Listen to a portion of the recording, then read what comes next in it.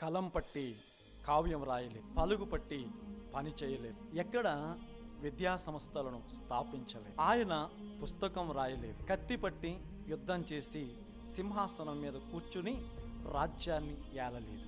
కానీ 200కు పైగా ఉన్న దేశాలలో 6400 భాషలలో ఉన్న ప్రజలను తన అనుచరులుగా మార్చుకున్న ప్రపంచంలో చక్రవర్తి ఆయనే ప్రభు అయిన యేసుక్రీస్తు. ఆయన ఇవేమీ చెయ్యకపోయినా ఇంతమందిని తన వైపు ఎలా మార్చుకున్నాడు? ఆ అస్త్రమే ప్రేమ, ఆ అస్త్రమే క్షమాపణ, ఆ అస్త్రమే కరుణ. ప్రేమైన వర్లారా, ప్రపంచాన్ని పాలిస్తున్నాడు. అలాంటి గొప్ప రాసుని వెంబడిస్తున్న ప్రేమైన వర్లారా, మీరు ఎంత ధన్యులో ఒక్కసారి ఆలోచించండి. ఆ ప్రేమామూర్తికి ఆరాధన చేస్తే మనం ఎంత దీవించబడిన వారమో.